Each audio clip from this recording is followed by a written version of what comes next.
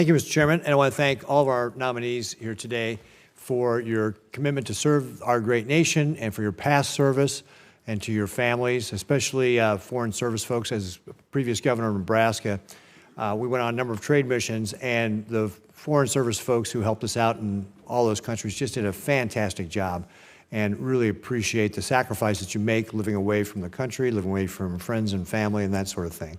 And then, Mr. White, thank you for your service to our country in the military. Really appreciate that. And Ambassador Mustafa Garg, thank you for sharing your story about coming to America, your family story. And again, reminding us what a great country we have, where someone who's got big dreams and willing to work can achieve so much. So thank you for reminding us what a great country we have. Since the brutal and illegal war that Russia launched on Ukraine, we have seen the United States Congress appropriate about $100 billion in aid to Ukraine.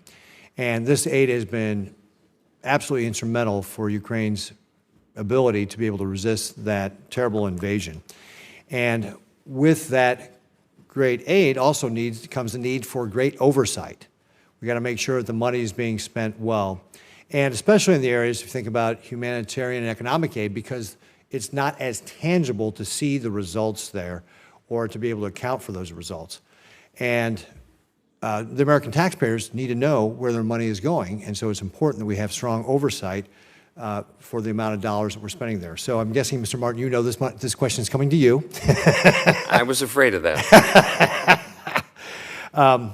Obviously, you've got a long career, and again, coming from the private sector, not even everybody in the private sector understands the importance of oversight and auditors, but obviously the Inspector General is a very key role that we have to be able to make sure the tax dollars are being spent appropriately.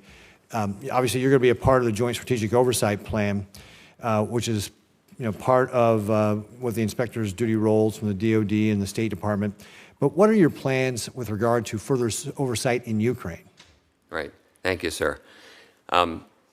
So there is individual responsibility for the three offices of Inspector General: State Department, Department of Defense, and USAID OIG. So we each have our individual audits and investigations ongoing, but then collectively the three offices come together and form what's called Operation Atlantic Resolve, which is this overseas contingency operation mechanism where the three IGs work with the Ukrainian officials on the ground to track the funds, both military and humanitarian assistance, to Ukraine to make sure they are being used for their intended purpose.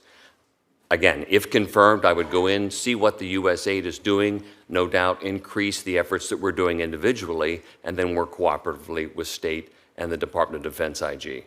What do you view is going to be the biggest challenges to doing that in Ukraine? What are going to be the obstacles for oversight? Yeah, I think it's actually boots on the ground. USAID OIG, is my understanding, has 2 criminal investigators at the embassy in Kyiv, and we would like to get up to 6 more auditors and investigators on the ground. But the number of folks who are permitted at the embassy is controlled for security reasons by the State Department. So we need more boots on the ground permanently there.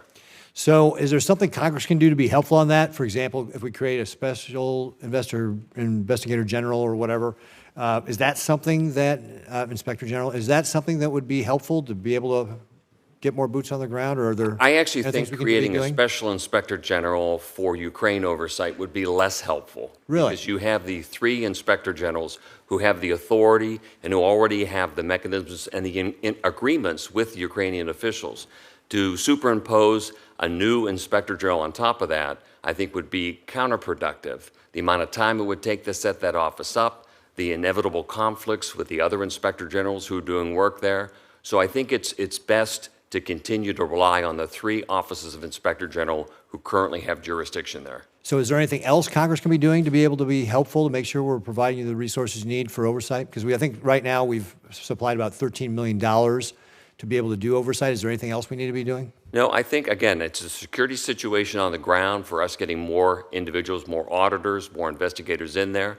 My sense is that the offices of Inspector General are funded well enough at this point, but I would suggest that any additional supplemental appropriations to Ukraine have a small sliver for the oversight component as well. So it sounds like what you want to do, though, is work with the State Department to get more of those inspectors in there because they're the ones that are the gatekeepers on how many can get in. Is that accurate? 100%. All right, great. Well, thank you very much, Mr. Martin. I appreciate it. Thank you, Mr. sir. Chairman. Thank you very much.